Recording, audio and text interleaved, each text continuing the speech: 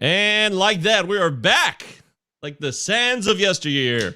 These are the days of our lives. Also known as the Heads of Rico Palazzo Fantasy Baseball Podcast, presented by RotoFanatic.com. I am Michael Govier, at MJ Govier on Twitter. Christopher Deary, my partner in crime, my buddy, my pal, my birthday buddy. It's our birthday month, Chris. C. Deary 1999 on Twitter. Wish him a happy birthday on August 22nd. Yeah, we got 3 weeks, buddy. Big 4-1. Oh, Kids baby. these days. Yeah, hey, and that voice right there is the sexy voice of today's guest. He's come along for the journey on the Palazzo Podcast, 2 L's, 2 Z's, of course, on Twitter. He's known as Ray. He's connected with Baseball HQ, a fine website, one of the finest. Utah, give me 2. Yes, thank you, Gary. One of the finest websites in the business. A really cool guy. I'm glad to get to know him tonight on the show. I think we will talk about First Pitch Arizona coming up this fall. I'm sure Ray will talk about that briefly. Baseball HQ, Ray Murphy, welcome to the show. Thanks for being here. Thanks for the invite, Michael. Chris, look, this is going to be a lot of fun. Glad to be here. Appreciate the chance to talk about First Pitch and the dog days of August, and let's get rolling. Yeah, my graphic guy I didn't ask for the specific dogs. He just threw some random dogs on the graphic, so I hope that you guys like those dogs. Hey, dogs? Dogs are cool. You like them. Mike Carter's on vacation. What are you doing here, Mike? Great to see you, buddy. He says, hey guys, what's up, Ray? Personal greeting. I'm trying to figure out how to type to him. Hi, Mike. How are you? There it is. Yeah, I control all that. So just all verbally right. say I'll it just like shout that. out then. That's good. Yeah, he can hear you. It's fantastic. Mike, I don't know what you're doing. You're on vacation, dude. You should go enjoy your life. Get away from baseball. But baseball is a 24-hour day, 24 hours a day, 7-day-a-week business, from what I hear. Ray, grind is the word you're looking for. That's right. Grinding it out. Ray, what do you love about baseball more than anything? Oh, man. I don't even know where to start. It's funny. I did a podcast. Boy. I did a podcast a couple months ago with these 2 random hipster doofus guys whose name of their show I forget, but they were like they were non-baseball people, and their theme was in their podcast they immersed themselves in something they know nothing about, and they brought me on as their expert witness, right, to talk about all things baseball. And that was the first question they asked me, and I gave them some rambling 10-minute answer that I think caused people to turn off their podcast players. So well, why don't we just play that? Can we get that cut from the podcast, and I'll play that? Let me go see if I go borrow it from the 3 people who listened to that one, and we can pull it in here. I'm a mix of the stats and the numbers and the fathers and sons and green fields of the mind and all that sort of stuff. I come at it from all angles. Green Fields of the Minds. That sounds intense. What is that, Deary? Oh, you're not familiar? Green Fields of the Mind is a poem written by former Commissioner Abarla Giamatti that talks about how the baseball season mirrors the calendar year, and it starts out with spring and hope, and it guides you through the summer, and then you get to the fall and it starts to get cold, and when you leave it the most, it leaves you. It's it's the most sappy, sentimental thing ever, and it's like my go-to reference for the schmaltzy nostalgia apple pie and baseball kind of thing. It's the second week in a row we've talked about Giamatti here. We were talking a couple weeks ago about how different the league may have been if he could have hung on and held on to that job. Question. That is that's exactly what we said, right? Yeah, that is weird that you brought that up. I was clarifying because he's like, yeah, Bart Giamatti, he bans Pete Rose and he dies, and that's it. And it's like, geez, he hardly was commissioner at all. I really would have liked to have seen this league with him in control and not the last real independent, empowered commissioner. Yes. That's 30 years. Yeah, 32 years. Crazy. Anyways, that's good stuff. See, now we learned something from Ray Murphy on the Heads Rico Palazzo Fantasy Baseball Podcast presented by RotoFanatic.com. I say it like that every time because that's what you do when you host a show. I am Michael Govier. He's Christopher Deary. He's Ray Murphy. We're going to talk baseball, fantasy baseball. We're going to talk about people, who play the game and what they do on the field and how those results can impact your fantasy squad. That's how this works generally. And we're going to talk about the trade deadline. We'll go over our favorite deals, the ones we like the most for each of us. We'll talk about the CBA. Yes, I know you don't want to talk about it. Nobody wants to. Everybody wants to ignore the CBA, but it's coming around the corner. She's coming around the mountain. It's inevitable. Ray, are you excited for the CBA negotiations? Oh, holy hell no. Yep. Damn! Yeah, nobody is. That's the truth. I have a feeling that reason will not prevail. Oh, I put the wrong button. God damn it, I got too many buttons, Ray, already. Look at that. And reason will prevail. Reason will prevail. Reason will not prevail.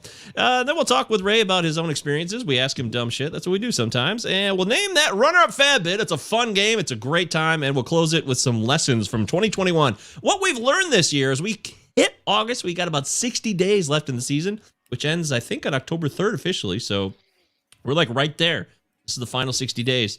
Basically an entire 2020 season, if you want to put it like that. And it's going to be a lot of fun. So we'll talk about all that stuff here and more. And I cannot wait to do it with Ray Murphy. Good stuff here. Good times, noodle salad. Let's get into Ray's overall approach here. Ray, you work at Baseball HQ. You're one of the dudes there, man. I mean, people respect you. They have a lot of respect for you. And I've gotten to know you a little bit recently, and that's why we're doing this show, so I can get to know you even further. What do we need to know about Ray, the Baseball HQ world? And you can talk about First Pitch, too, if you want. I'm really excited about it. I signed up yesterday. I'm officially going. I got to book my flight, but I'm going. I'm definitely going. I'll be there. It's just a matter of getting my girlfriend who lives in Canada to go with me to get on the same flight. So we're still working that out, but it's going to happen. Wait, Mike, you're going to fly, Mike? Oh, bye. Here we go. Get in your car and start driving now, Mike. You're not going to fly. Ray, that's my friend. He knows me well. Well, I see. Yeah, I've already got a bad flight story for Arizona, and we haven't even gotten there yet, and I'm already mad at my airline. So let's not go there. Oh God. But yeah, the First Pitch. I mean, your Baseball HQ. What do you do there? What do you do? So I am the co-general manager of Baseball HQ with my good friend and partner Brent Hershey. We sort of run the day-to-day operation of the site. You know, we've got a team of, you know, like many of the fantasy sites, we've got dozens and dozens of writers, but Brent and I are the, you know, sort of full-time employees, sort of, you know, gluing together the network, if you will. Brent tends to focus more on the content and written articles and books construction side, and I'm the data and stats and projections and spreadsheets guy. That's kind of how we divide up the work. But, you know, we've been working together for in the neighborhood of 20 years now. I started at Baseball HQ in 1999.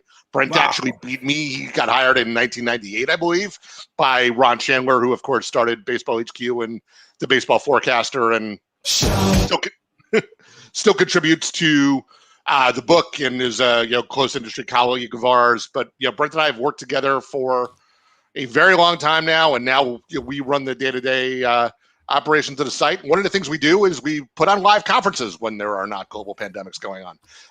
So it's funny, we actually had our inaugural edition of First Pitch Florida back in the first weekend of March 2020, right before the world ended. I was actually talking to one of my hotel reps today, who we coordinate these things with. And I'm like, yeah, it's funny. It was like March 1st of 2020. And I remember flying to Florida and people were talking like, are you going to wear a mask on a plane? What do you think? Like, should we do that? And we were also stupid, right?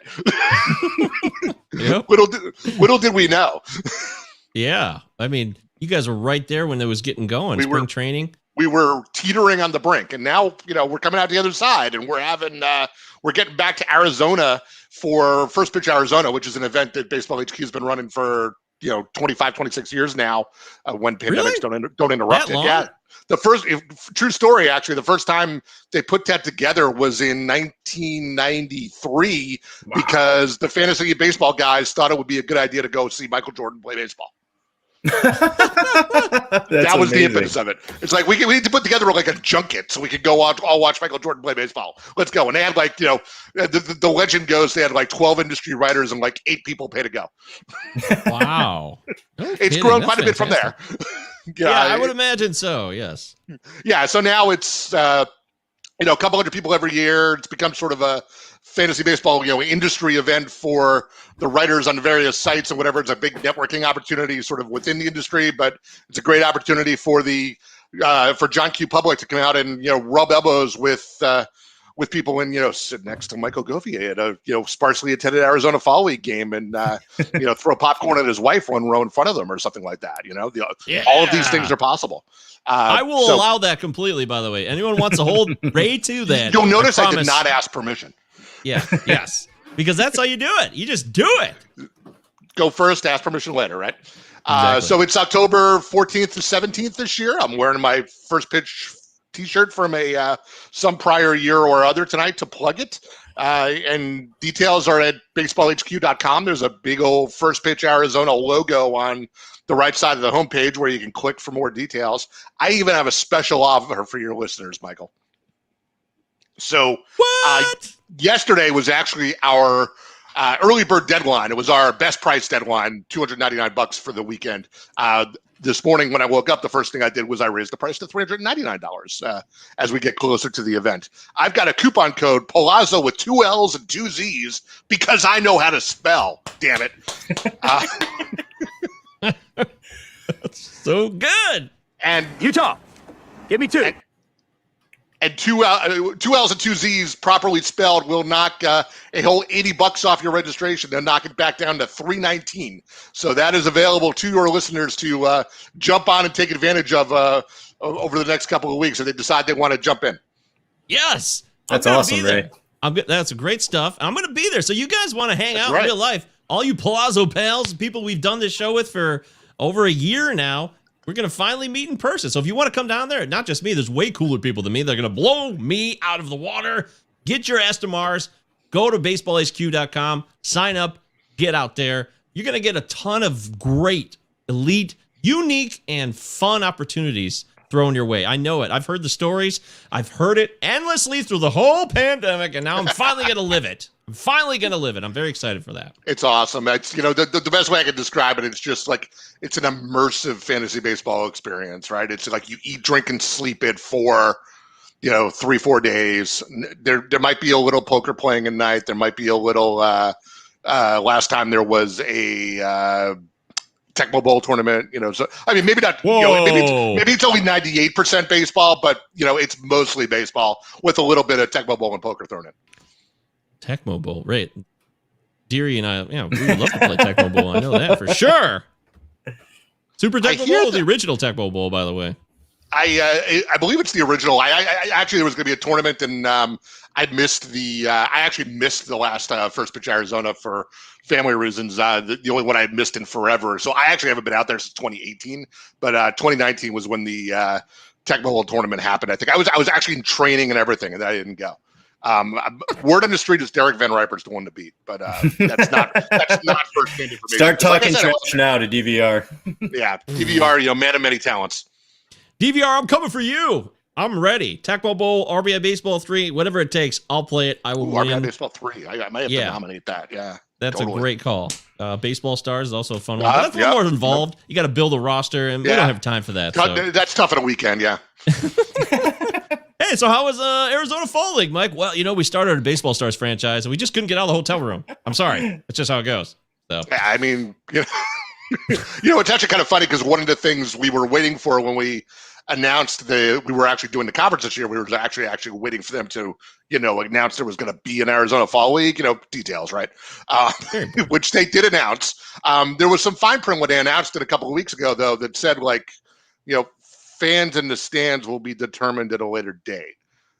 So it would be really annoying on the one hand if we went out there and there were no Arizona Fall League games. But to your point, now maybe we'll have time for the RBI tournament or the Baseball Stars roster building. Everyone's going to be stuck in their rooms. Or the 128 team double elimination Tecmo Bowl tournament. That sounds amazing. Like that, so. Point being, I'm going either way. I'm going to be just fine. Damn right. I'm with you.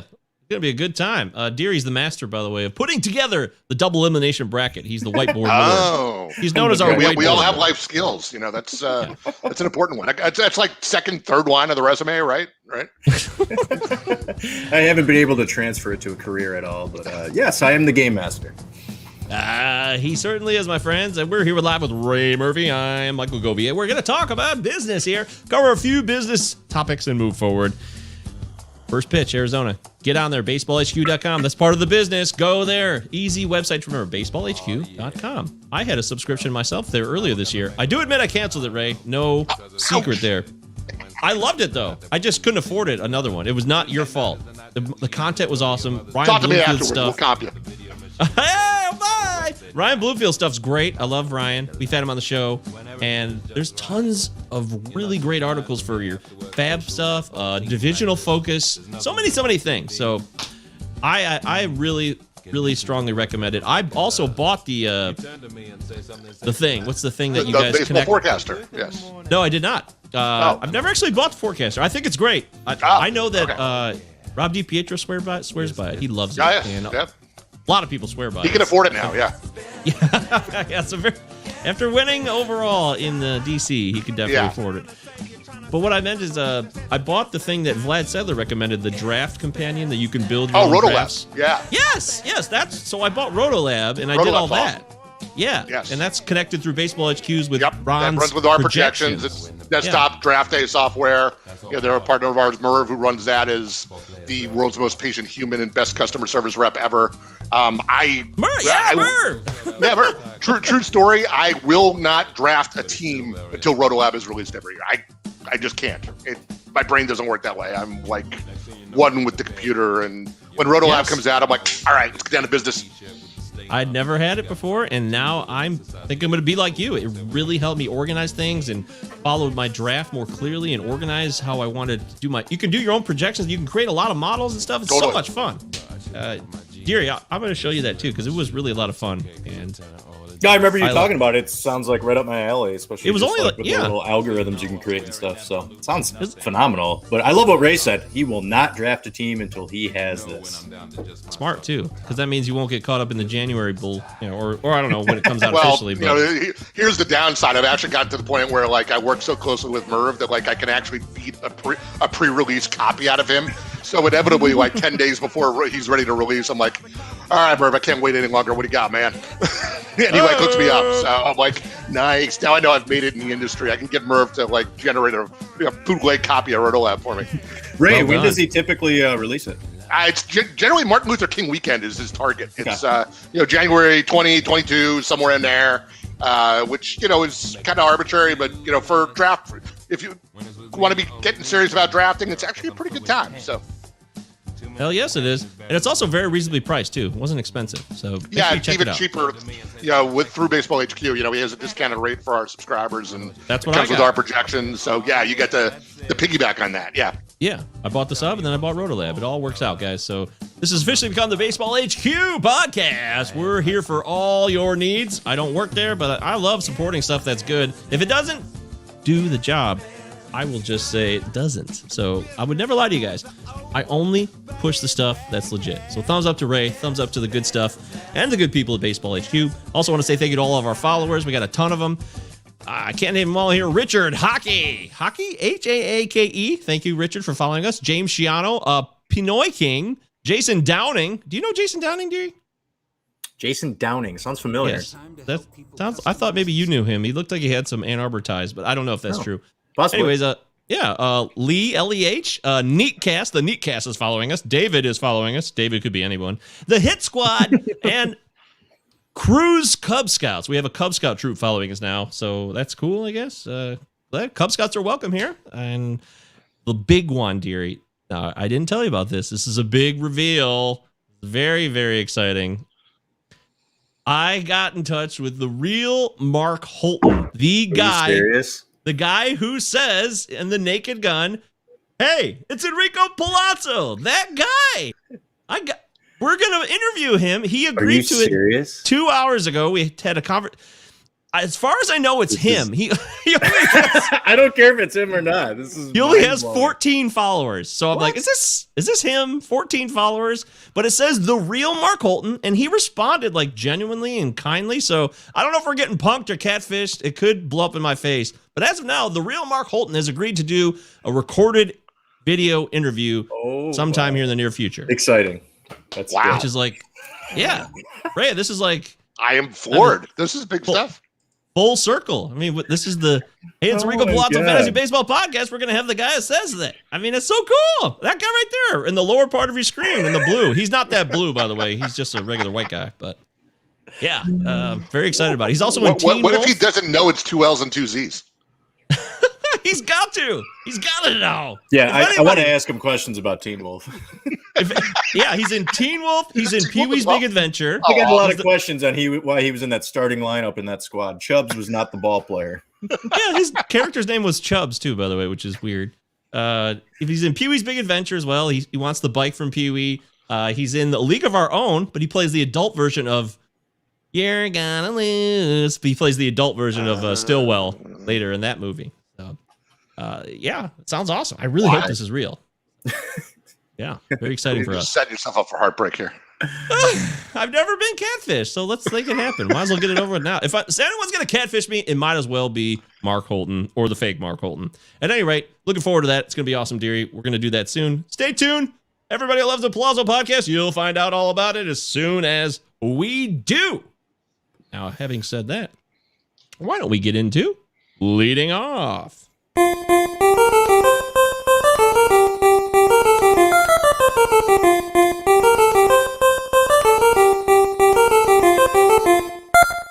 All right, and leading off, we start off with our catch of the day. Good. Our first catch of the day. Today, Ray, do you want to talk about Dalton Varsho? Because I swear to God, I did not type this in here, but you did. Is that true? That was me. I was just brainstorming topics. Feel free to overrule. But when you give me an open document, that's what you're going to get. You typed it in, though, right? I did.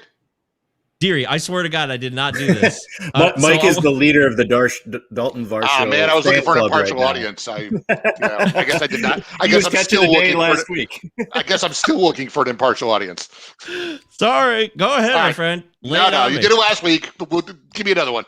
Okay, all right, that's fine. Dearie, you got somebody who you want to talk about recently? Somebody who's been doing what we usually talk about people who are playing well that have lit the world on fire. And over the last 3 days, I'll if you don't have someone, I'll go, dearie. But go ahead. All right, go ahead. Brennan Rogers.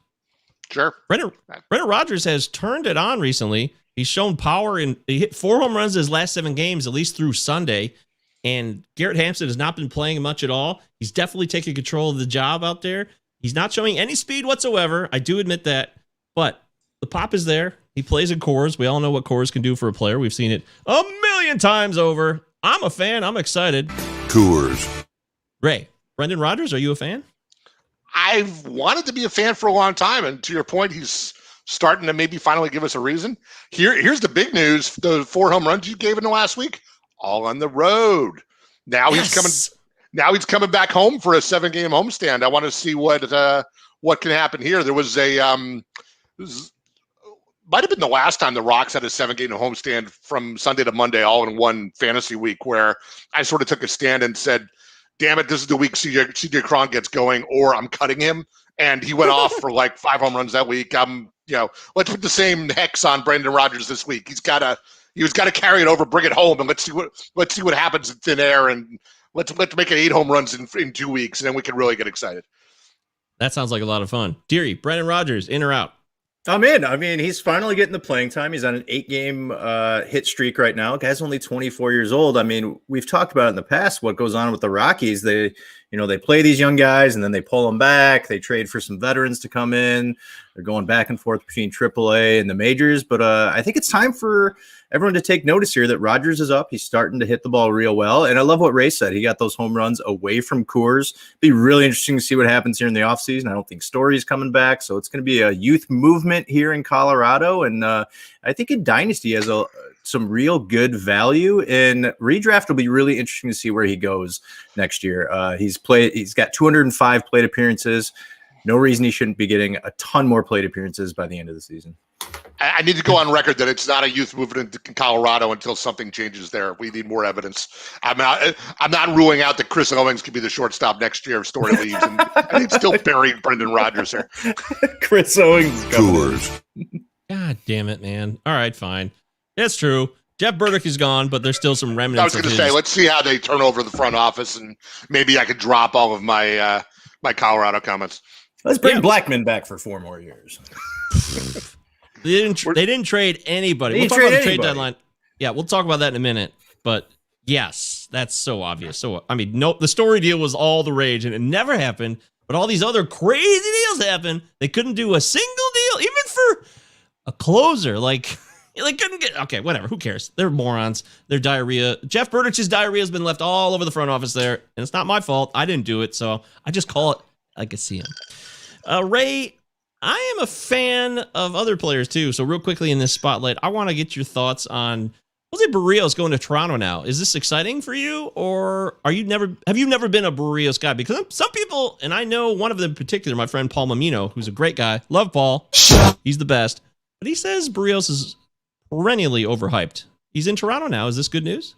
Oh, it's great news. I think, there's probably, the park factor move isn't great, right? And the AL Central, the AL East move isn't great from it's going to be mildly bad news for his ratios, but that massive offense behind him and the wins potential and the better bullpen behind him now at Toronto has fortified that.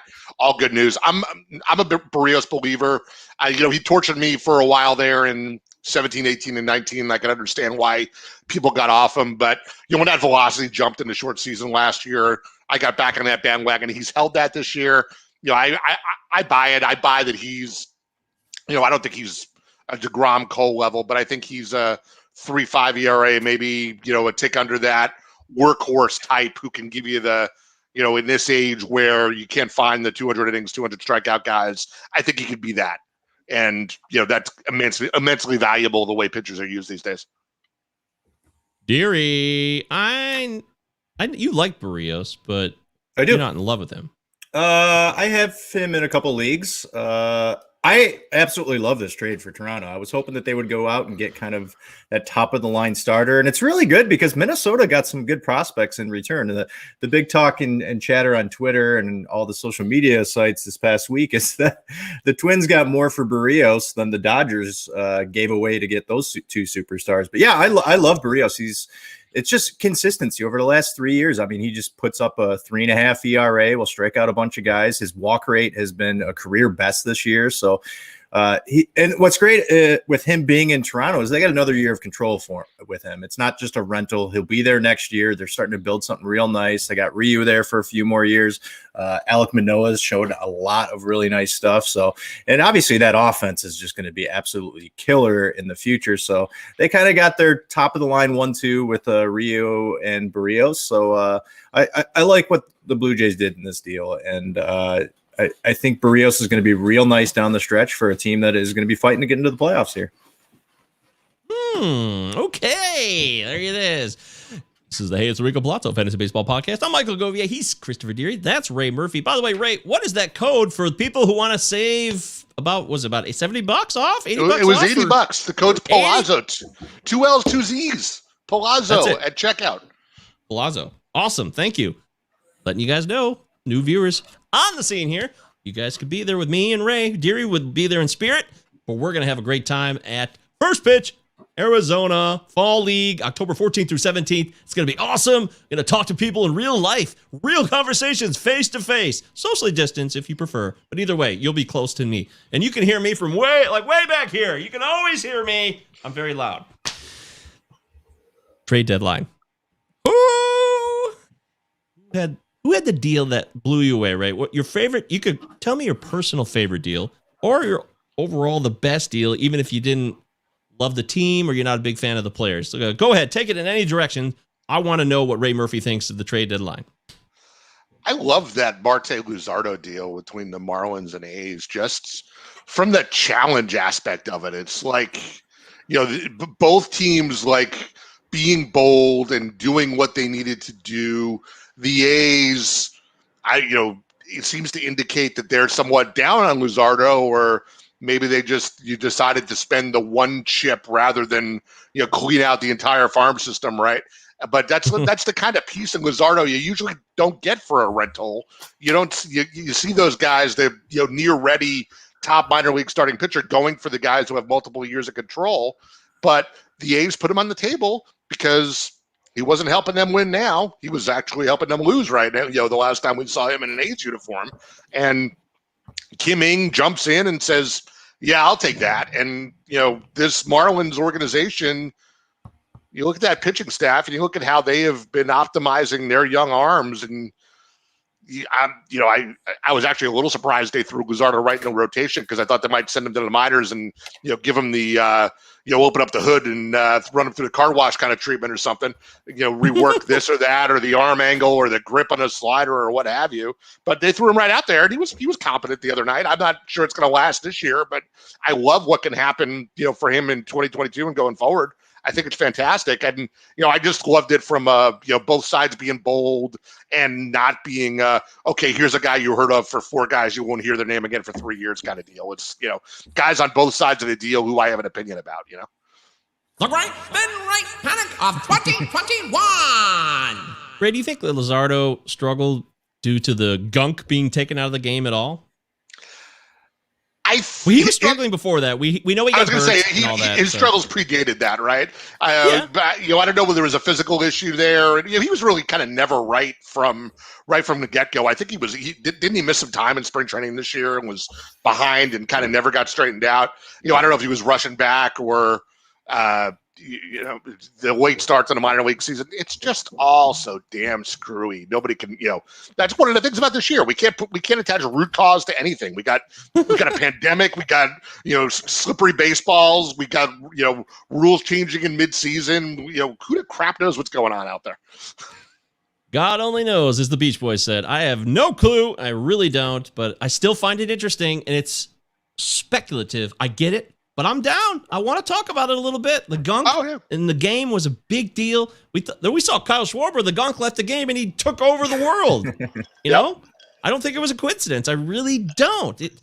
Luzardo's long gone now. He's no longer there. That one is long gone. And I think it's exciting for the Marlins. Deary, what was your trade that you thought was just fantastic? You loved it. I mean, I'll talk more about the deadline in a second, but give me your favorite trade. Yeah, I mean, from a fantasy perspective, just because I really needed this guy to heat up, and he started heating up a little bit when he was with the Cubbies in the last week and a half, and it was Anthony Rizzo. He's hit 2 home runs since he's gone to New York. When that lineup is healthy, Gleiber's starting to come around. Gary Sanchez obviously has his struggles here and there, but I mean, the Yankees are going to try to go on a run here. I don't think it's going to happen because I don't think just getting Andrew Heaney is going to put you over the top when you're chasing 2 really good teams. Then you got the Blue Jays right on their backs too. But I think fantasy-wise, I think Anthony Rizzo is going to be an absolute stud here down the stretch. The deal that I think is the best deal in terms of Major League Baseball for a team that really has set themselves up to go on a run here is probably Craig Kimbrell going to the White Sox. I mean, you got Kimbrell and Hendricks coming out of that pen. Now, there's going to be a little bit of, nervousness because Kimbrell is a type of guy that likes defined roles. And I don't know what La Russa is going to do, whether he's going to stick with Hendricks being the main guy in the 9th and Kimbrell might be in the 8th, or it's just going to be a fluid situation and play matchups here. But I mean, it's going to be really, really tough to score some runs against the White Sox. We all knew that Kimbrell was going to get traded. It was something that we all thought about when we drafted Kimbrell, and he's been an absolute superstar stud for the Cubbies out in the National League, and now him being out here in Chicago is just going to be absolute elite. If you're in a saves holds league, the same town. You made it sound like it was in 2 different worlds. For some reason, I couldn't figure out where he went to. I was like, oh yeah. Yeah, he's just taking a little train ride, but north side to the south side. If you're in a saves holds league, like having that combo of Hendricks and Kimbrell is absolutely elite. I'm trying to scoop up Kimbrell in my Caper 9 league right now, where I also have Hendricks, kind of piggyback on both those guys. But it's going to be a really, really important down the stretch with Craig Kimbrell coming out of the pen for the White Sox. What did you have? A few drinks this morning? No, not yet. I think you did, didn't you? No, it's too early. Come on, it's only 10 o'clock. Is your trade deadline passed yet in your home league, Deary? No, it's this week. Oh my gosh, I wish that was the case. In my home league, the trade deadline was Friday. It wasn't even the weekend. A trade deadline in a fantasy league should always be Sunday night at the end of a week. In my world, where there's trades in a league. Son. Yes, thank you, Ray. Thank you. It should not be on Friday. It should always be at the end of the week. Even if Major League Baseball has a trade deadline, doesn't mean you have to have yours on that Friday. You can have it on the Sunday night so we can all see the trades, make a final approach, and close out a week. Bush League, in my opinion. Weird. Yeah. I'll give you one exception. Okay. One exception is if your trade deadline is in person and you're all like at the bar, and the trade deadline is when we all walk out of the bar, then, that's fine. If that's a Tuesday, that's fine. That's a great idea. Sure. You want another shot at Jameson before we make this deal? Exactly. I like it, Ray. I like the way you think. I think we're gonna have a good time together. I'm so bummed that I missed the trade deadline. Being on this trip in Georgia, it was great. My nephew's birthday. Happy birthday, Nick. 9 years old. Woohoo! It was great. He had a lot of fun. We got a guitar. His first guitar ever. Hopefully he never plays it and it just disappears into a closet, never to be seen again. Actually, I hope he plays it a lot, but that's usually what happens with these things. I've seen it happen before. At any rate, I missed the deadline of all deadlines, dearie. It's unbelievable. And we could have done a show about it. God. Ray, I want to ask you first. Is this the wildest deadline you've ever seen? Oh, hell yeah. Damn it! Every time I ask somebody that question, that's exactly what they say. I was hoping for... Go ahead. Come on. Elaborate, please. Like, I was working my day job, and I was annoyed that, like, the deadline was Friday, because I'm like, why did we move this from Saturday to Friday? If it was Saturday, I could have marinated in it all day. As it was, every time I refreshed trade rumors coming out of a meeting, it was like, holy crap, 5 more trades. What's going on here? It was just out of control. It was, a fire hose that I could not keep up with, but, it made me wish that I was in college or, somehow doing other things with my life, so I could have just, bathed in it, because it was just that much fun. That's how Ray felt. Yeah, it must have been very exciting. Deary, I was in Georgia, and I was very busy that day. We went to the beach at Hilton Head Island, so it was a busy day. And on Thursday, then Friday, where it closes out, was the actual birthday party. So I couldn't even, children, when you dedicate your time to kids, you can't look at your phone or anything. Like, if you're really interacting with, a 9-year, especially a boy, an 8 or 9-year-old boy, he's very active. He wants to wrestle nonstop. He wants to do everything nonstop. Jump on the trampoline in 108 degree heat. Have I mentioned index. that I have 9-year-old twin girls? No, see? Preach. Go on. Yeah, you could tell me everything that I need. I don't need to tell you, frankly. You do not need to tell me. Good Lord. But yeah, I just... Think about it this way, Mike. So if your phone's away and you have no idea what's going on, it doesn't matter when you get this news, like whether you get it Friday in the middle of the night or you get it Saturday. I almost texted you because I sensed through your tweets that you were starting to get a little aggravated that you weren't back in Michigan and doing pods and all that. And I wanted to text you to say, Mike, just enjoy your vacation, man. It's well earned. Enjoy yourself. So it's not like you really missed out on a bunch. Sure, a lot of stuff happened, but whenever you get the news is the first time you hear the news. So it doesn't matter. You're not even talking about the NBA draft. Our Pistons had the #1 overall pick, and I completely missed the draft. I didn't even know what happened until the next... you already knew who they were taking, so that didn't matter. I didn't know that for sure. There's a lot of rumors. I don't know, Ray, are you an NBA guy at all or no? Oh, like 2% of what I am for baseball. 2%. That's that's 98 less. Actually, is that what you're saying? and the NFL is 99% less. So. Oh, wow. Okay. Well, I respect it's baseball HQ, not all sports HQ. That's awesome. I commend you for being a tried and true baseball fan. There's very one of my friends called me the last baseball lifer. So I wear that. So you're a staunch. You're hardcore. And by the way, your girls are twins. Twins. Yes. Deary, that's Deary's dream. Deary would love to have twins. He's excited. I'm not kidding at all. You think that's a joke. This guy loves kids. He does. He's weird. This guy's got issues. The twins are all I have, so we didn't have one before or one after, so I have nothing to compare it to. We went from 0 to 2. I can offer no testimony about how one differs from 2. That's fine, Ray. You don't have 2 is all I know. 2 is all he knows. All right, we are live on the Palazzo Podcast with Ray Murphy, C. Deary, MJ Govier. We are talking about the trade deadline. It was incredible. I missed it. That's okay. I'm glad that you guys all got to experience it in real time. Must have been a lot of fun.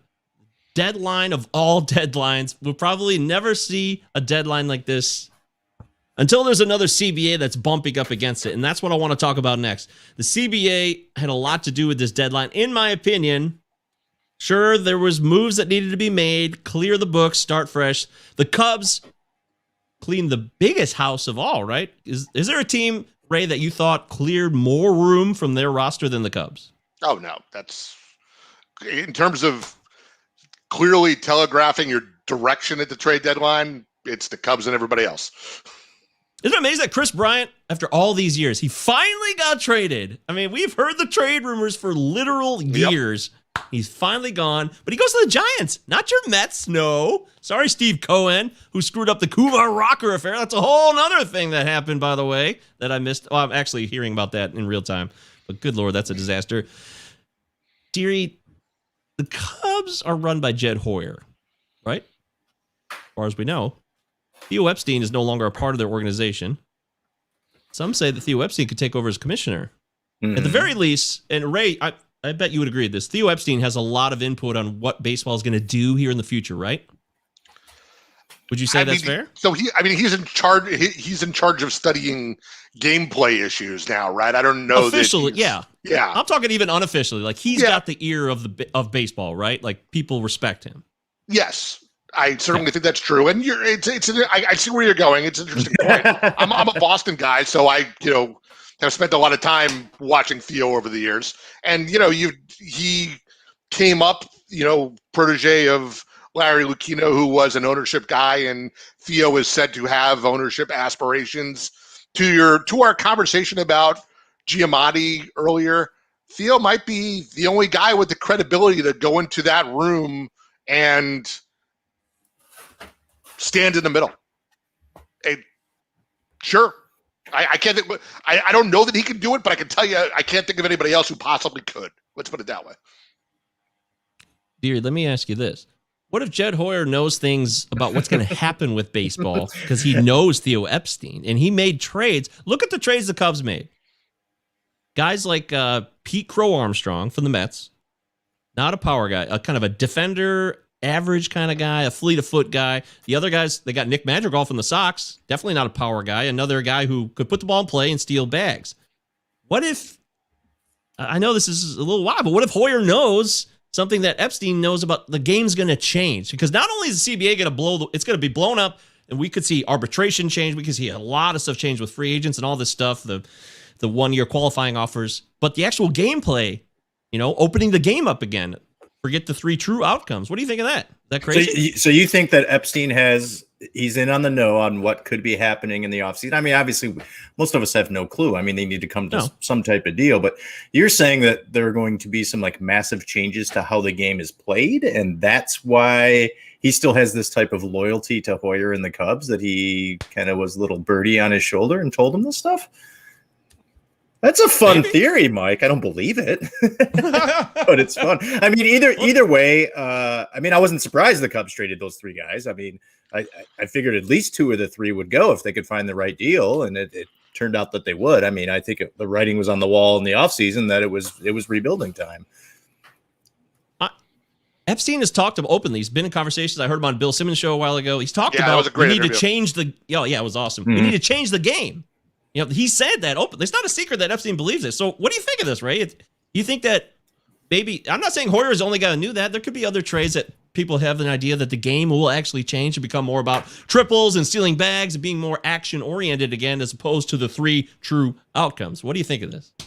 You're coming at it from a slightly different perspective than the spin I was going to put on it, but I don't think our terms are incompatible. For instance, I'm going to be a provincial Boston guy again.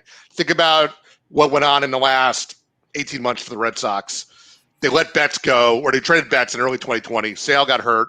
They were completely thrown away the 2020 season, which, by the way, got blown up by a pandemic. They spent a bunch of time. Now, I'm not saying they knew the pandemic was coming. They were not in the Wuhan lab, but they coasted. If you were going to tank a season, tank it 2020 for 60 games was the right way to do it. They came out the other side on the upswing for a full season, and they're back in flight now. I don't know if they're going to hang on, but things are a lot better than they were last year. Is Hoyer doing an intentional?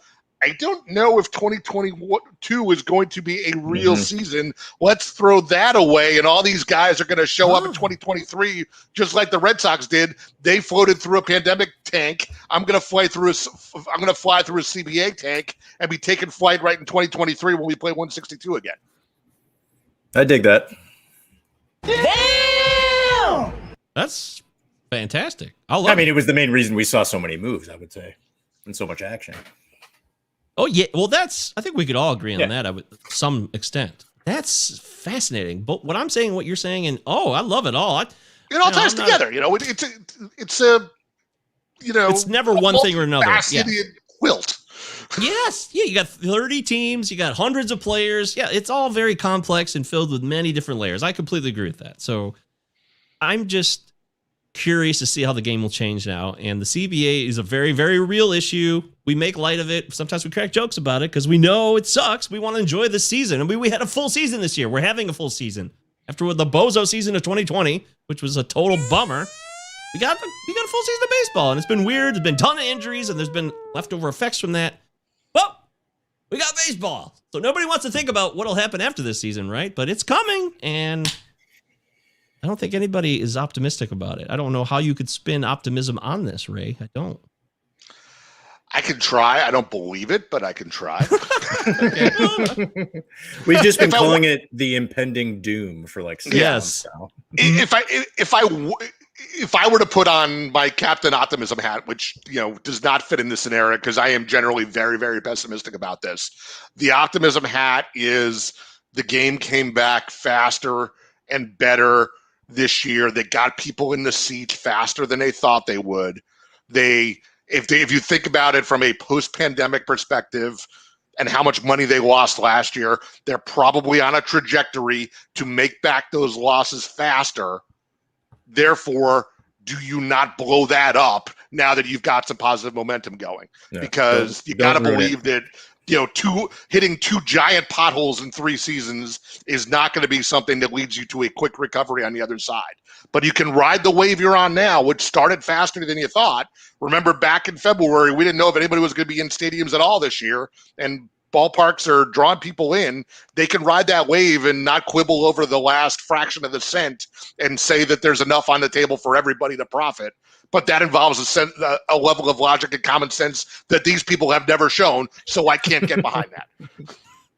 I see what Ray just did there, dear. Ray's last sentence was the most important sentence. Yeah, totally. Just throw everything else away except the last sentence.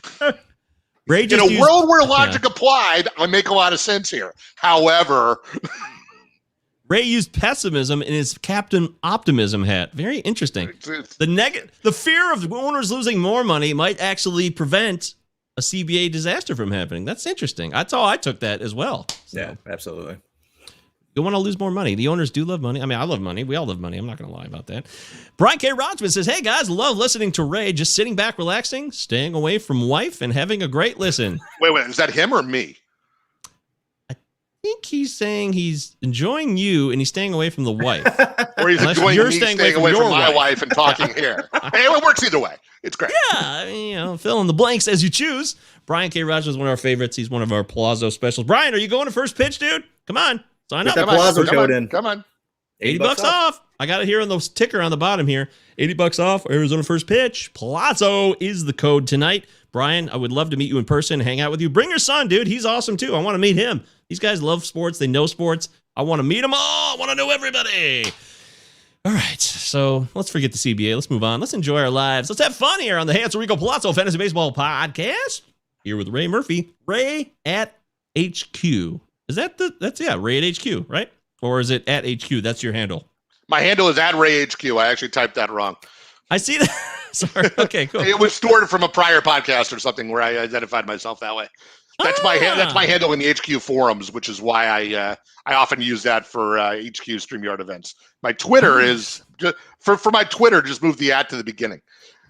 Brian, if you're thinking about it, don't think any longer. Just pull the trigger. Baseball HQ, go there. Type it in right now. First pitch Arizona, $80 off. You can't beat it. We're giving you a discount tonight, right here. Do I have to make that discount $5? Does that do it? Is that what we need to do? Yeah, I can do that right now. That $5 means a lot to certain people. So, Brian, make the right call. Come on, let's hang out. Let's live life together. Bring your son too. Make it a double. 2 for 1. All right. On the Palazzo Podcast, we're having a good time with Ray Murphy, me, Christopher Deary. Let's get into now a little bit more of the bozo part of the show. It's time for Enrico's Inquisition. Ray, can you handle it? What do you say? You up for it? Bring it. I love it. Here we go. Would you prefer to deal with a manipulative person or a callous person? Wow, this is deep into my psyche. Alan Trammell or Lou Whitaker? Oh, I knew you were going to hit me with that. The 1988 Dodgers or the 2020 Dodgers? Oh, the 1988, by far. It was the happiest moment of my sports life. That was my first gut moment. Oh, Nelly, get ready for some doozies. because it's time for everybody's favorite part of the show, Enrico's Inquisition. So Brian. Wow, with that intro. Yeah, I mean, that's, what can I say? It's dumb. That's what I do. Brian says, I only get one gift every year. It's the forecaster. Okay, well, you're placating us now. You're clearly kissing ass. But it's a good kiss ass because that's a smart move. Was. But take it to another level. I might have to push the envelope, he says. Push the envelope, Brian. Close the deal. Let me know you did it here. I want to know on the live stream before the show ends that you signed up at the very least. And if you and your son come, I'll do something special. I'll run down the street naked or something. Whatever you want. Whatever would make me embarrassed or would be awkward for me and you would laugh, I'll do it. I'll do it if you sign up right now. All right. Ray, in Enrico's Inquisition, we talk about various things. Usually not so much sports or baseball stuff. We talk about you, the person. First thing we'd like to know about is musical taste. Do you have musical groups you love or certain artists that you're a big fan of? I'm deep into a Killers kick right now. Traditionally, it's Springsteen. I'm the classic, nearly 50-year-old white male Springsteen fan. But, for me, the Killers is branching out. So, it's not exactly diverse. I think that the Killers and Springsteen is better than Britney Spears and Christina Aguilera. So, well, I think the Killers and Springsteen just collaborated on something too. Didn't they? Believe me, you don't think I'm deep into that right now? He knows what he's doing, right? Anybody else? I mean, those are two good choices. Anything you grew up on that you're like, man, I used to love that. Maybe you don't love it anymore, though. I had a college roommate who showed up at college from the South, and all he played was Jimmy Buffett. And after 4 years of exposure to that, I got, fairly deeply sucked into that. I've since extricated myself, but, every now and then I have to go back and have a dalliance, get a fix. Deary loves Buffett. I don't understand it. Yeah, no one does. I love Springsteen, but I don't understand Buffett. I'm not a parrot head. I'm glad you're not a parrot head, Ray. That says something about your character. Yes. Cheeseburgers in paradise? No thanks. Yep. Although I do like cheeseburgers, but I like to have them in a cold Midwestern deli where it's like 10 degrees outside with a hot plate of fries. That's just me. Yeah, that's how I grew up, I'm crazy. I like goofy things like lollipops and butter in my ass. I'm different. I'm a special guy. Anyways, what about movies? Are you a big movie guy? Not huge. I watch them like people, What's a movie that you've enjoyed over the years? Give me one.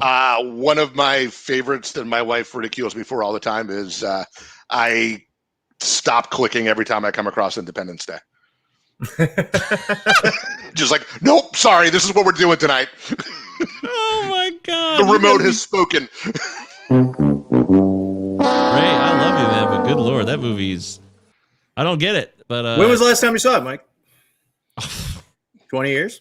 I mean, are you implying it aged well, Chris? Because, it really hasn't. I haven't checked in since probably maybe 2003. I think I saw it like 4 or 5 times when it came out. To be fair, if you think that was bad or it wasn't your cup of tea, there is a sequel, which goes through the floor in terms of expectation setting. Like you can't go low enough. Yeah, that came out like 4 or 5 years ago. I remember that. And it's just terrible. Dear, I haven't seen that movie. Yeah, I haven't seen it. I remember when it came out, and it was the whole. It was the 96. Time when all the same disaster movies were coming out. Totally. It was Dante's Peak, there were tidal waves, and really those are all the predecessors of like the Sharknado franchise, right? Yeah. There's definitely some truth to that, no doubt about it. All I remember is Randy Quaid, like, "All right, boys, I'm coming." Whatever the hell he says there at the end. Yeah, Randy Quaid saves the day. Now Randy. Why was he in that? Why was he in that movie? That doesn't make. Because he was an ex-pilot who was a drunk, but he got his life together and he saved the world. Well, you forgot about the part where he was abducted by aliens and was getting revenge. Oh yeah, that's why he was a drunk, because he got abducted by aliens. He got nobody believed him. Right. I remember the movie. I do. It just seems like it was a stupid movie now, but maybe I'll go back. I'm going to go back and check it out. I do a podcast called the Cinema 9 Podcast. It's about movies, and every week we decide if a movie holds up or not. We usually look at movies from the 90s, so like that. So that would be a good one for that show, actually. Yeah, I'm trying to think. That's like 1995 or 6. It came out like right after I moved to Boston when I got out of college. So it's right in your wheelhouse there. Yeah. Independence Day 96. I'm pretty confident that's what it came out. Yeah, that's right. All right, we're talking Ray Murphy here in Enrico's Inquisition. We talk movies, we're talking music. Ray, would you rather be stabbed or arrested? Oh, I'll take arrested. Okay. That's cool. I suppose that doesn't preclude a future stabbing, but that's the risk I'm taking in that answer, I guess. It is. Yeah. It's not an easy choice. I understand. The problem is you could always get stabbed after you get arrested. So yeah, that's what I'm saying. What you're going in for. Yeah, that's true. Have you ever been across the border, the land border into Canada? I have. A couple times. Vermont? Through Toronto. Going to Niagara Falls through Toronto. Oh, yeah. Okay, over Buffalo over there. Yeah. Yep, up that way. Did actually went to Skydome to see the Jays and did the Skydome hotel thing. Not the part that gets you on TV for the wrong reasons, but the watching a game from the hotel, and actually found out that they deliver beer to the hotel there. Ordered like a 12-pack of Molson and sat in my all-glass window in the hotel room watching the Jays from like 4,000 feet away. It was glorious. Why do we never do that, dearie? That's Mike. You know where the Tigers are playing on our birthday this year? Oh, they're they're in Toronto. It's too bad we can't go over there. Too bad you're not allowed. I know. I was looking the other day to see if we could possibly get to a game on our birthday, and I was like, they're in Toronto. On August 9th, it changes. Canada opens August 9th to vaccinated people. So we actually can go there. But the U.S. is not following the same policy, but we're U.S. citizens. So for what I gather from the attorneys I talked to, we can go. Come back because we're U.S. They're not going to keep us out. We're U.S. citizens. If you're vaccinated, you're good to go. So I think we may be able to do it because, like Ray, my girlfriend's Canadian. She lives there. I haven't seen her in 16 months. It's been a very long time. This whole pandemic, we've been shut out. And she lives like 37 minutes from me. It's a 37-minute drive to Windsor here in Detroit. Seriously?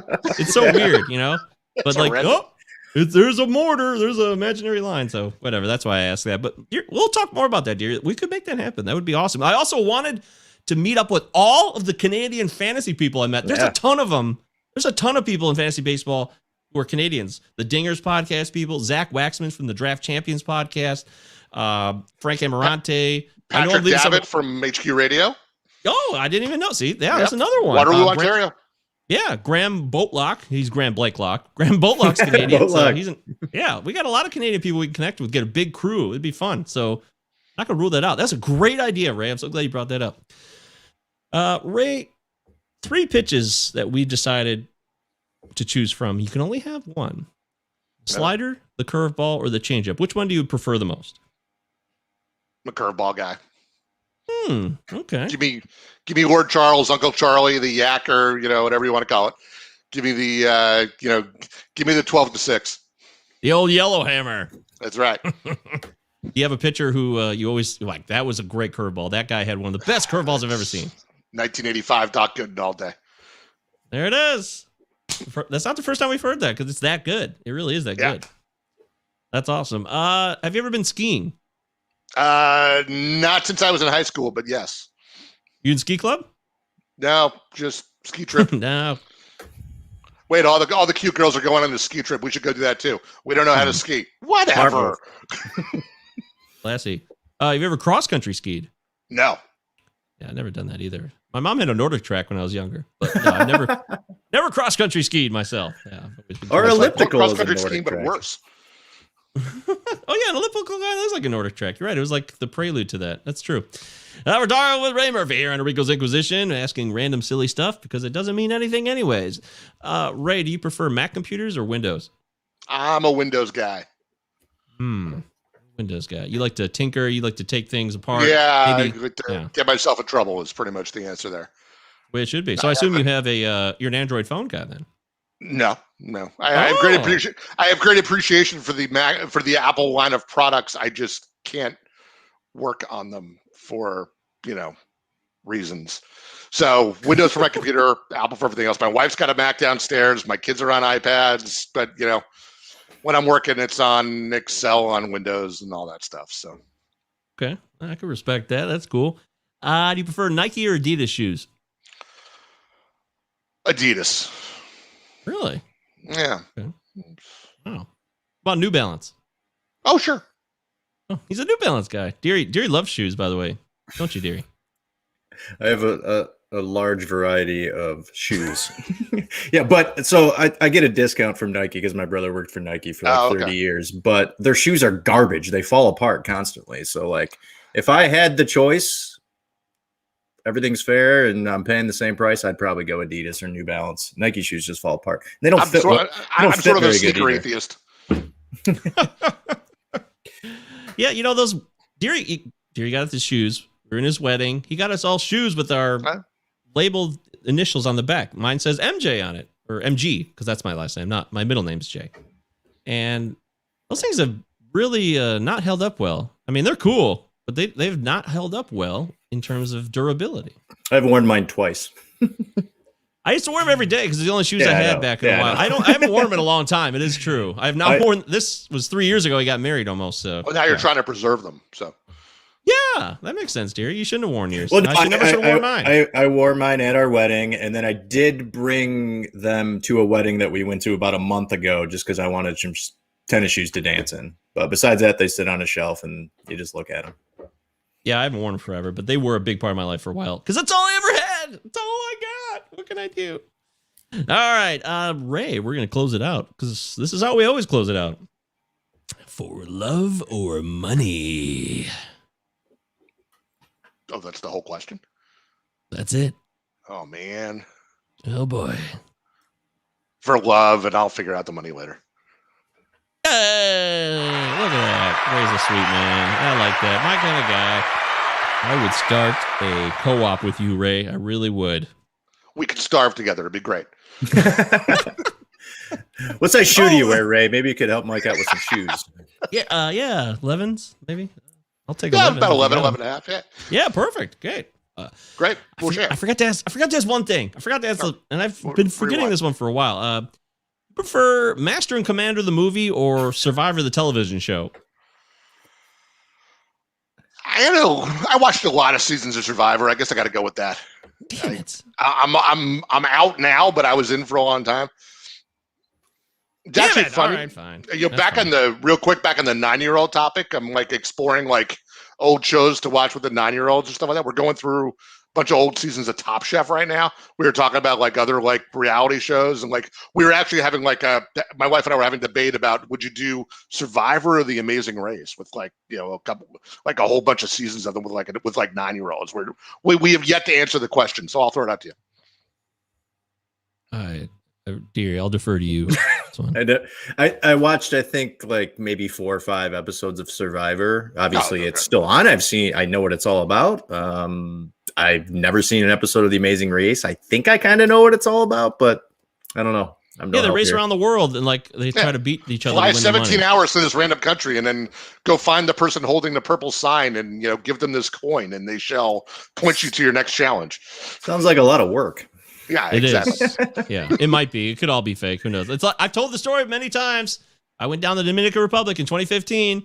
We went in the middle of nowhere in a nice big ass house. 8 guys. We rented it. It was like a cocaine seller's paradise. It looked like a coke house. I don't know how else to say it. It just did. Okay. It was a super rich monster house. We go outside to the private beach, and then there it is, a Survivor speedboat. And I'm like, what is a Survivor speed? You couldn't just name a speedboat Survivor and have the exact insignia of the TV show Survivor. It was like a Survivor speedboat, and then there was like a satellite dish on the dock. I'm like, what is going on here? And it turns out, yeah, they were filming Survivor right there. But this is like a really posh neighborhood. It had I was like, come on, this is BS, man. I knew it. So I saw with my own eyes. The security guard, they had security guards on the beach. Like, you can't be here. Like, what? This is our beach. Anyways, just letting you know that happened. It's real. That's true story. This is the official, unofficial fantasy baseball podcast of Russell Crowe. That's why we asked Master Commander. Very important movie to this podcast. It's too complicated to explain the reasons why. Just know that Russell Crowe loves this show, and Master Commander is a great movie. I tried to make a case for Independence Day. I have no credibility in this conversation. Fair enough, Ray. I'll give you that one. All right, we're here live with Ray Murphy on the Hey It's Rico Palazzo Fantasy Baseball Podcast. Sub the YouTube channel. Sub right here. Click the button. Click the dingy. You'll notify when we go live. It's that easy. That's how it's done. You see the scroll at the bottom. For those of you that are watching, we got first pitch. Arizona Fall League. Going to be a lot of fun. Not just the Fall League, but tons of forums and a bunch of really smart and fun and entertaining and engaging people are going to be live. You could talk to them and connect with them. You can learn a lot. Want to know more about how fantasy baseball works, or more about baseball, or more about how data works. So many different things you could probably learn about from all of these forums, right, Ray? There's so many different things and topics you guys are talking about. Something for everybody. We go from score sheet to DFS and back again, everything in between. Game formats. You want to talk to an expert on, some obscure thing your league does. I guarantee you, we got 10 people there who do it too. So, have at it. You will be among your people is probably the best way I could sum it up. Yes, that's a good way to say it. Well done. And for those of you on the podcast version, of course, you've heard us talk about it over and over again. So you go to baseballhq.com. You can sign up. Use the code Palazzo, 2 L's, 2 Z's, of course, because Ray knows how to spell. And save $80. Not a bad idea. Hang out with me and Ray and a host of other luminaries. Elites, the best of the best, and maybe the lowest of the low, but a good kind of low, my kind of low. I like low people. I'm a low guy myself. I don't have a lot to offer. I'm a simple man. The best part is you get to decide who's who. That's true. You got a sharp tongue, Ray. I like that. I do. All right. Well, now it's time to get into the game that is sweeping the nation. People love it. They can't get enough of it. For some reason, it's really taken off this year, dearie. It's one of our biggest hits. You believe it?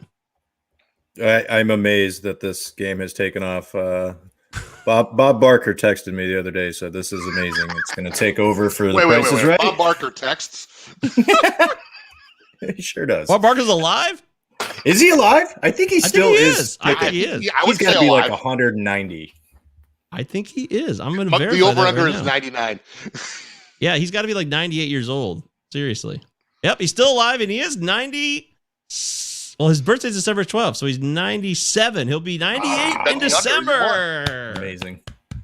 Good for you, Bob Barker. That's wonderful. All right, Bob, you would love this game. It's called Name That Runner-Up Fab Bid.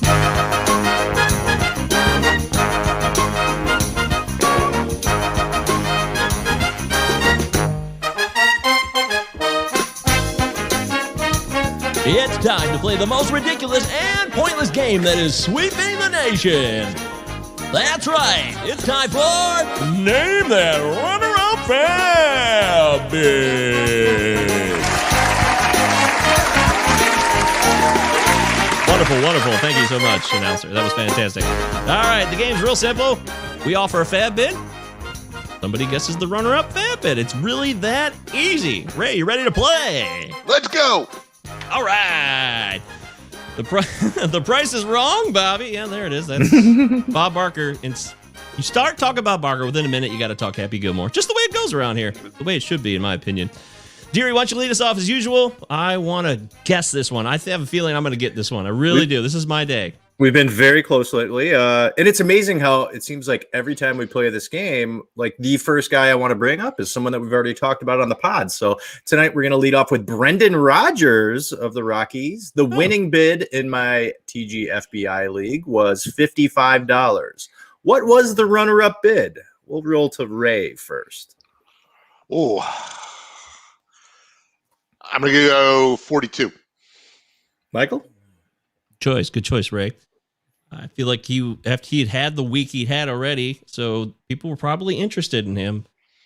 But I don't know if they knew it'd go that high. I'm going to say 48. He said 42. I'll say 48. Okay, not bad, Ray. Runner-up bid was 37. Not too far off. Oh, okay. Right in the Nice ballpark. job, dude. That's pretty good. To be within 5 is damn impressive. It's almost like getting it, really. Well done. And I went over, so Price is Right rules, I don't get anything. Well, we never said that. Okay. So, Okay. Yeah, well done. I just thought it would be closer to the 55. I really did. Yeah, I would have thought that would be competitive, yeah. What do I know? All right, I'll give you guys one. Let's head on over to my main event league, which is, it's over. I'm not going to win now. It's over. I can't win it. I would like to win it. I'm going to keep battling because I have pride and I never give up. I keep battling to the bitter end, and that's just what I do. That is bullshit. No, it's true. I'm not kidding. I know what I'm talking about. So, in my main event league this week, we had a bid for Eloy Jimenez. He was available, and I was available in shocked. a lot of leagues, yeah. I was shocked that he was still available this week because I thought he would have been picked up the week before. But hey, this is a main event too. It's big money. $111 was the bid. Deary, you're up first. $111 bid. What was the runner-up bid? 101. Ray Murphy. I'm gonna go a little lower just because, the wrinkle in August is not a lot of people have that much fab left to throw, right? I would have loved to have bid 200 plus on Eloy in a bunch of leagues. I have been throwing around money like a drunken sailor, so I did not have that money to spend in other leagues. Give me 87. Wow, Ray is really good at this game. The runner-up bid was 84. Wow. Impressive. Damn, son. That's good. That's real good. All right, Ray, why don't you give us one now? Let's see if we can get what you got. All right. Running joke in my Baseball HQ radio podcast with Patrick Davitt is I do the AL news with him every week. And we've talked about Edward Olivares so many times that we feel like we need a sponsored Edward Olivares segment. Edward Olivares is up. He might play. Edward Olivares is down 2 days later. Edward Olivares is up again. On a per transaction basis, he's making a mint. He got picked up in my NFBC main event league for $35 this week. So somebody thought this was the time when he was going to stick for more than 2 days. What was the runner-up bid? $35. I'd say 32. I'm gonna go 32. I'm gonna go with 7. Wow. Deary gets this one. Runner-up was $5. Yeah. Wow, Deary, well done. Yeah, That's I don't think amazing. enough people were in on it being true, and I mean, he would have to start producing immediately. He did hit a home run yesterday, I saw. Yeah, I think it was. Yeah, that was the wrinkle. Is he homered? I think he homered on Sunday when on Fab Day, which is always good to screw up the bidding. He's a quality hitter. There's a reason he needs to stay up. He's getting the Dalton Varsho treatment, but it's even worse. He's not playing, and he goes right back down. Dalton Varsho would never play before the Carson Kelly injury. He's raking in Omaha. Yeah. Trust me, I believe in Edward Olivares as much as I believe in Dalton Varsho. I really do. So just give him the playing time. Solare's gone. Benintendi, whatever. Michael Taylor? No, Michael Taylor. They're playing Jared Dyson. What is the damn point? And I think Benintendi was actually pulled tonight for an injury. So great news. Even Here we go. more. Breaking news. But yeah, Finally. this guy needs to be your starting right fielder. Yeah, Michael Taylor still in the league. Amazing. You think Still Dayton happening. Moore is going to make fun of Andrew Benintendi because he got hurt? Dayton Moore dropping the hammer on Alberto Mondesi. I loved it. I'm all in on that kind of talk. I Not can't an everyday lie. player. Not an everyday player. Woo! Thank you, Dayton Moore. He might be. I'm not kidding. He might be. Not even before that.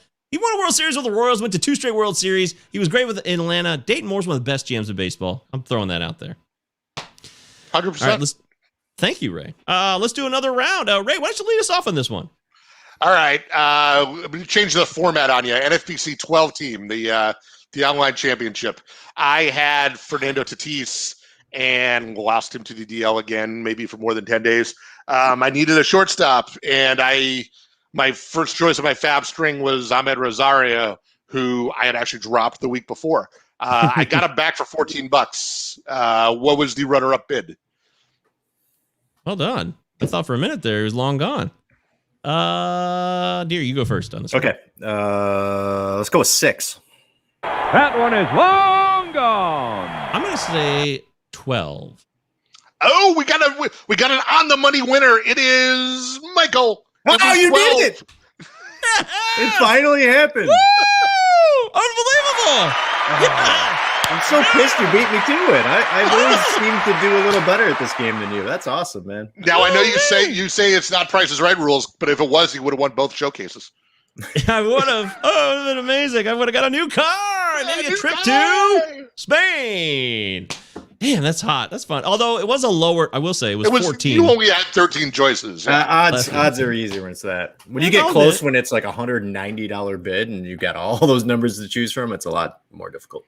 That's incredible. That's absolutely incredible. Great job, Mike. All right, Deary, go ahead. Oh, all right. Let me bring it up here. How about Luis Patino? He started tonight. Pitched 5 innings. Winning bid was $34. What is the runner-up bid for Mr. Patino? Mike, why don't you lead us off? That's tough. I'd say 23. Right? 17. Not bad, Mike. Runner-up bid 27. Nice. Okay. I got a feeling for Patino. Also, Ray, another thing about why I got that bid right, Ahmed Rosario is a guy I'm very, very in touch with. So it just, I know Yeah. I know what it takes. You know his innate worth in all formats. I really do. Yeah. And, I'm in 2 OCs and they're both toast, unfortunately. I'm battling out. My fab is gone, too. I got like nothing left. And Keston Hero really burned me. I admit that freely. Oh, that stings. Yeah. Yeah, that hurts. All right, one more, then we'll wrap up this segment here. Name that runner-up fab bid. So let's head on over to my tag team league that I run with Eric Cross. Me and Eric Cross are tag team partners. I've never co-managed a team. I've said this before. Ray, do you ever co-manage any teams? Oh, yeah, all the time. Really? Oh, yeah. Nice. Okay. That's awesome. We are in first place tonight. We are in first. First place is a big, big, healthy dose. It was a $550 entry fee, I think. So really hoping we can close this out, me and Eric Cross, but still some work to be done. A long way to go. And in the fab results, we had, I don't want to do that one. We did it. Yeah, we did that one. Dalton Jefferies was picked up, and he started on Sunday. $22 was the bid for Dalton Jefferies. Jerry, name that runner-up fab bid. What did you say, 22? 22. 9. Okay, 9. This is a very competitive league, by the way. Tag team, very competitive, but a lot of money's been blown too. I will say that. Ray, $22. What was the runner-up bid? When he said 9, I was thinking 6, but you're trying to steer me higher. Yeah, he is. I didn't say it. No, I didn't. I'm not steering anything. Don't listen to me. I'll stay at 6. That's correct. That's amazing. Your gut was right, dude. 6 was the runner-up bid. Nice. You one up me, dude. That's amazing. Incredible so performance. fast. Oh, well, it's an incredible performance by Ray. I mean, he's been within like 3 or 4 each time. Gets one on the money. Mike gets one on the money. I'm very proud of you guys. That's great. It's a big night. Well get done, this Ray. guy a free T-shirt and a hot dog. This is a skill I need to monetize, like your double elimination bracket skill. Yep. I would have been so bummed if when you said 6 as your instinct, you were going to go away from it. I was like, oh, no, don't do that. Stay. Trust your gut, Ray. Trust that gut. It's a healthy gut. Good call. All right. That's name that runner-up. That was fun. That was a fun segment of that. I really enjoyed that. Now it's time to close out the show with our final segment. And we're calling this one Lessons from 2021. That's it. I don't have an intro. I don't have anything cool. I'm just calling it Lessons from 2021. What did we learn this year? We got 60 days to go, as I mentioned. But we can start to look back at what we did strategy-wise, player analysis-wise, really any way you want to take it. But I want to pick the brain of a guy like Ray who has been around, seen a lot of stuff, Baseball HQ Pro here. Ray, what have you learned from this year so far? I think it's something I relearned, but we kind of skimmed this earlier on talking about the CBA and stuff like that. Think about this screwed up 2020 season.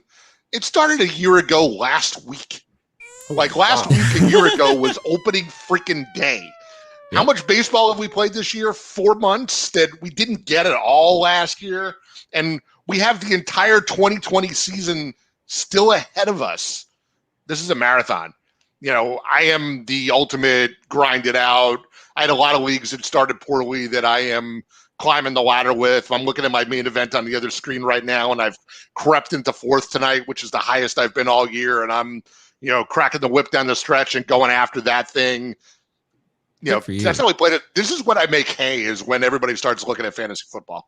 Yeah, that's what I said. Crap out of the way, and I'll leave me all the cheap pickups in August and September, and I'll make hay with them.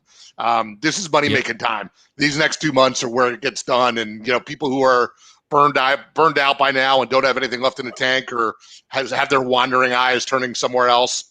I'm taking advantage. My main event, I got 77.5 points. Pitching and hitting is 39 and 38. It's very balanced, but I got some big time points. The top 4, 121, 119, 105, 100. And those guys are, 3 of those guys are in the top 30 there. So man. That's tough. That's tough. And sometimes it's worse when you have 2 average sides of the coin like that. Like you can't fix everything, right? If you got a 60-point pitching staff, well, probably the other way around is easier. If you got a 60-point offense and you just haven't been able to figure out the pitching, you could, 2 good months of pitching, you could pull it together with the right fab guys or whatever. But 39 is tough. I'm not going to lie. Huh. Well, that gives me hope for my TGFBI team because I lead the league in hitting, but my pitching is at 30. But I got like 67 points in hitting. So maybe I can pull it off. All right, cool. Yay! Deary, what have you learned this year? Don't draft in February. Oh, man, I drafted in January. That was so, it's the worst team I have, by the way. In the It was the first year that I had ever drafted that early. It worked out in a couple leagues. It did not work at all. There were some injuries, but it was just the anxiety of building this team up and then having to wait for spring training to get over with to see who's going to make the team, who hopefully doesn't get hurt, which we saw some big injuries in preseason. So that's one thing I will probably not be doing too much in the future. Definitely not putting money into that, but it definitely set me up for later leagues that I did draft, a week, 2 weeks before. But I think the biggest thing I learned is like we talked so much about the 2020 season and how those numbers were going to extrapolate to the next season, and it was really, really hard to predict. I think that the biggest mistake I made in almost all of my leagues is I was focusing on guys that were hopefully going to be breaking out, guys that were second, third year in the league that were finally getting the opportunity to play every single day.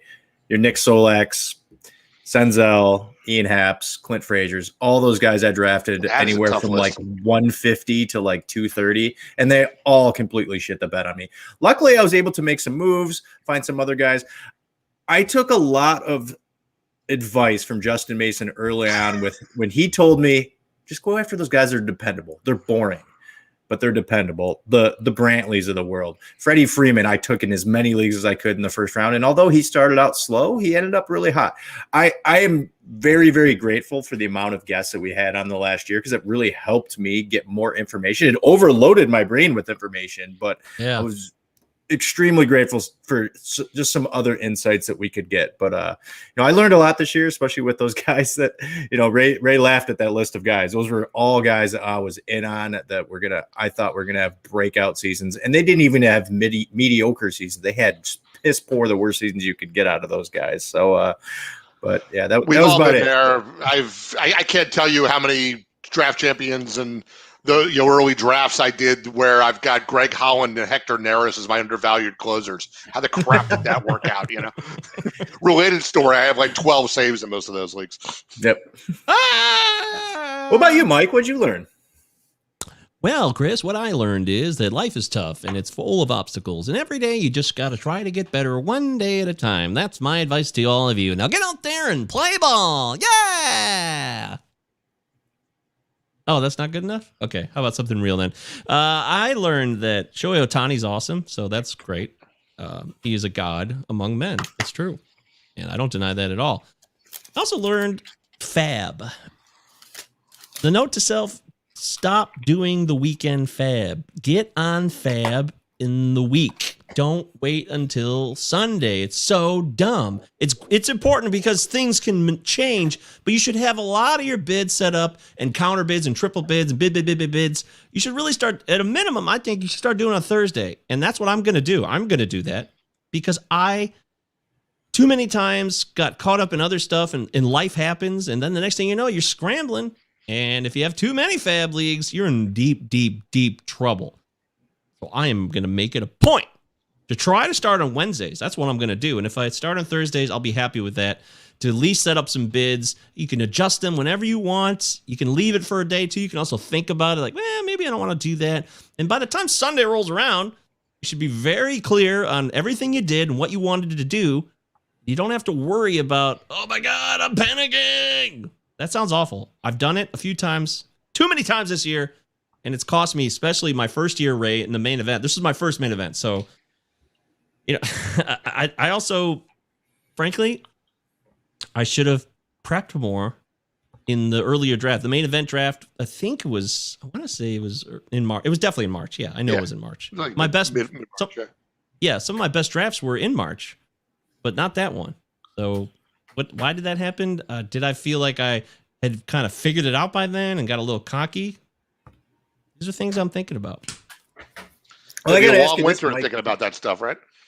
Because you did, Mike, because you did so many leagues this year and your main event was kind of near the end, was it just like were you just going after the same guys that you had kind of gone after early on? I know Juan Moncada was a guy that you really liked. You were trying to get in the 15 spot in every league you're going in, or did you change up your strategy when you got to the main event draft?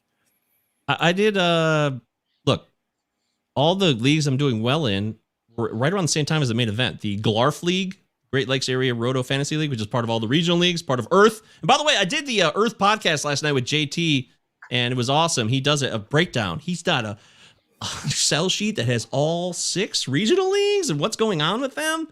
Really well done. And I want to give him full credit for that. It was really late at night. It was like 1:30 in the morning here because he lives on the West Coast in Washington.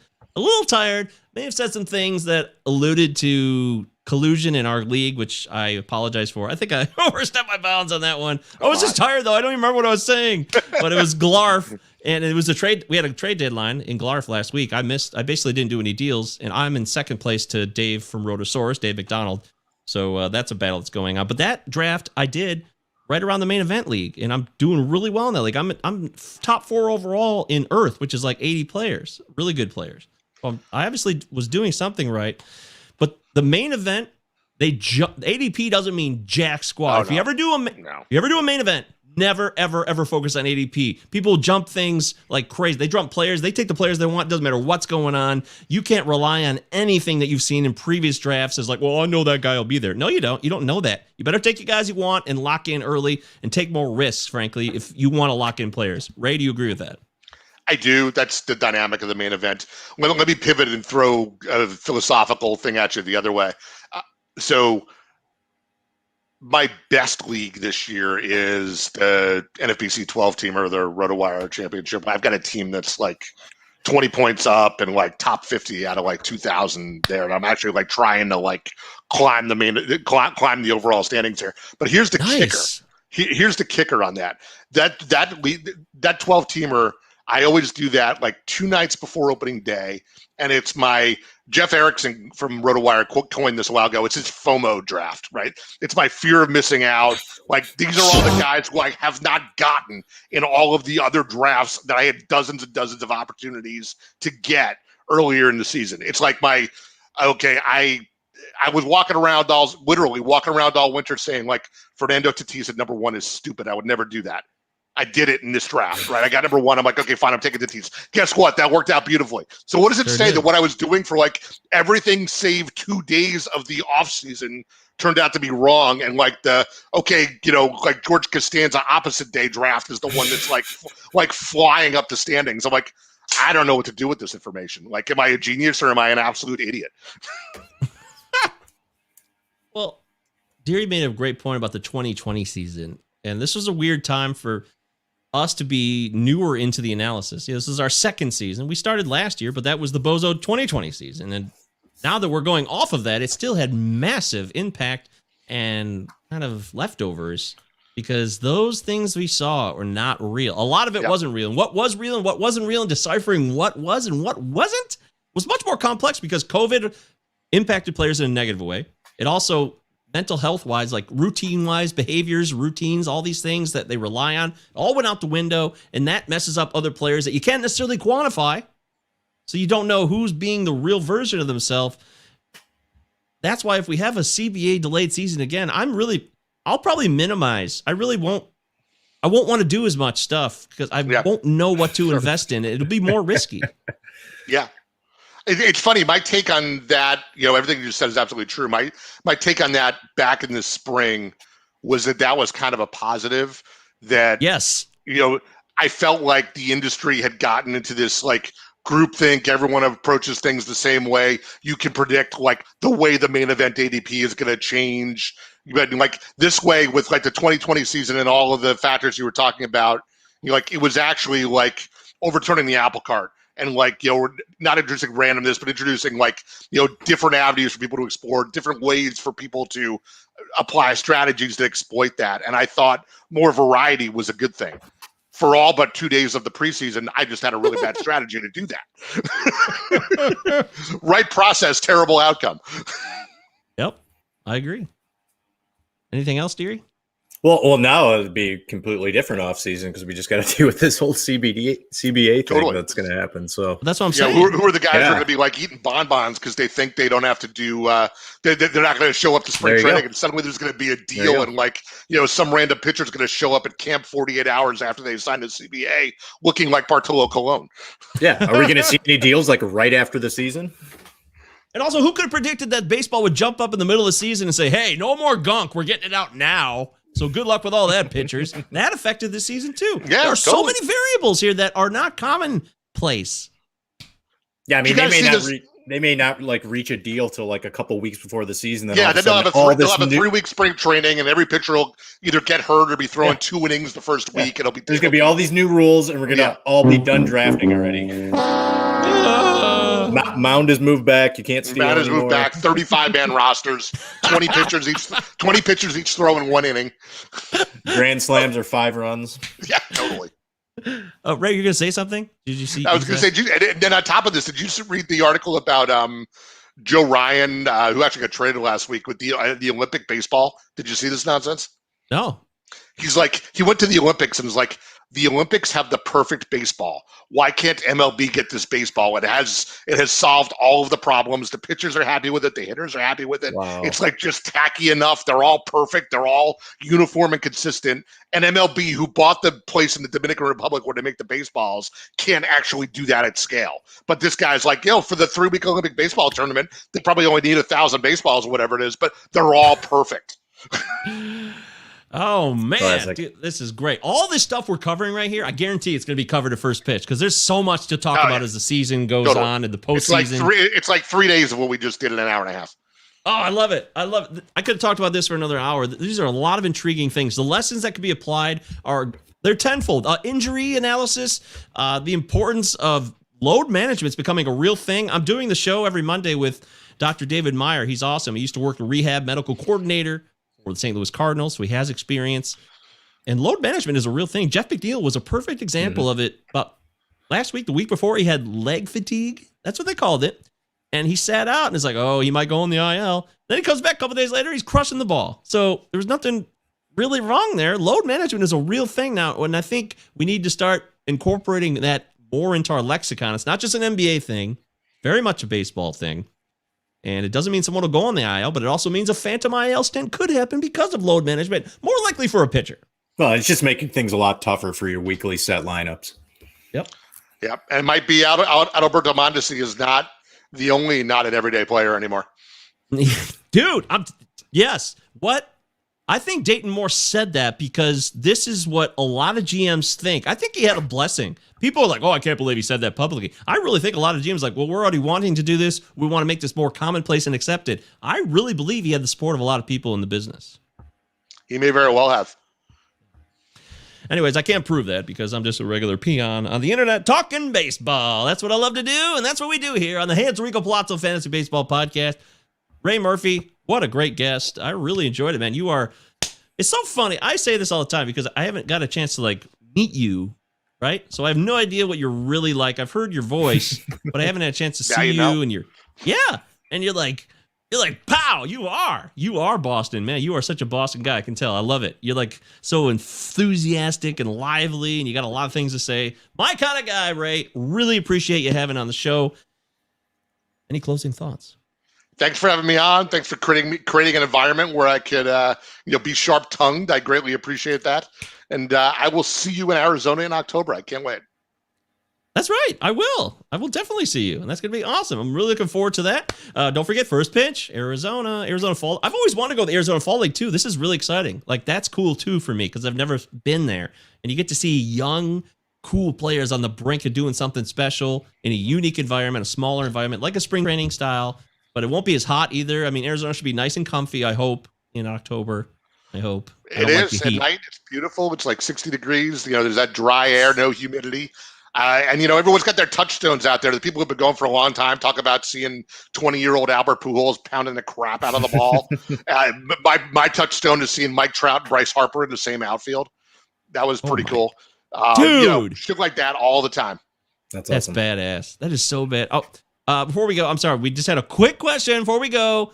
Sorry for the late question, says Bryant. Brian, you can ask a question anytime. You're a Palazzo lifer. If the Angels are out of it, they are out of it. Are they going to cut back on Ohtani's games? Ray, go ahead. I would think they'd be more likely to cut back on the pitching than the hitting. I mean, I don't know if the hitting has taken that much of a toll and he might be in a home run race, then maybe they would leave him in for. I would think as a hitter, he's probably pretty safe. I could see him missing the last couple of starts in September to say he's made enough progress on the mound and they don't need to be throwing innings on that arm for no reason. What do you guys think? Whoopsie daisy! What do you think, dear? Yeah, go ahead. How many innings is he at right now pitching? Do you know? I want to say 80 something off the top of my That sounds head. right. Or 60. Okay. It could be less than that, but I feel like it was the 80 something. I'll 80. double check that. Go Okay, ahead. so maybe we see 40, 50 more innings. I don't think there'd be a reason to roll him out in late September. But yeah, I mean, as a hitter, I mean, you want this guy to go out there and win the MVP for your franchise. Sure do. It's so weird on his when you he does two things, and they show his hitting stats. They don't show his pitching stats. It's like hard to find his pitching stats sometimes. I Oh don't man, understand as the data and stats guy at HQ, this drives me crazy. He breaks everything. It's just so I damn know. annoying. As good as he is, and as much as I enjoy him, it's like a technical issue that is way under my skin. By the way, he's coming into at least tonight. He was exactly at 80 innings. Okay, So, yeah. good call. I think they will. Bryant, he's Shohei Ohtani. He wants to play. I think he thrives on playing, not sitting. We saw what happened last year when it was a weird season. He had to sit and things. He hit 179 last year. It's so dumb. So dumb. I know it was a short sample size. He will play as much as they will let him play, and he'll push to play. Joe Madden knows he's not like other managers. He gets, hey, you are this way. You thrive off playing. He understands it. He's not one of these old school, well, this is the day off time. Like Jim Leland's like, you're sitting today, son. That's how it is. I made the decision. It's not like that. He's different. So I expect him to play. Just for consideration, he may also be a cyborg. Yeah, that's right, exactly. He might not even be a human being, and Joe Madden knows that, so he can play him every day. Hell. Load management, screw that. We'll change some gears if we have to. Yeah, I pretty much agree with what Ray said. He'll hit. He'll continue to hit. This thumb issue I think it was pretty minor, but if it's something at all, the pitching will be reduced. Yes, I agree. He can hit, can't pitch as well with that thumb, based on what I've read. So there you go, Brian. I hope that helped. We try to help you. We like you. He says, thanks, fellas. Much obliged. Morgan Freeman voice. I can't do a Morgan Freeman voice. I won't even try. I'm like the opposite of Morgan Freeman. Ah! All right, Palico. Palico. ColecoVision? Remember ColecoVision? Yeah, that was the thing. Palazzo Podcast, 2 L's, 2 Z's on Twitter, of course. Palazzo Podcast at protonmail.com. Utah. Give me 2. DDeary1999, MJ Govier on Twitter. Ray HQ on Twitter. Ray Baseball HQ, first pitch, Arizona. Go there, click it. $80 off if you use the Palazzo code. The code is Palazzo, 2 L's, 2 Z's. Utah. Give me 2. No Gary Busey included. Sorry. That's it. It's been a great show. Thank you to Ray Murphy, Chris Deary, Michael Govier. Catch you guys on the flip side.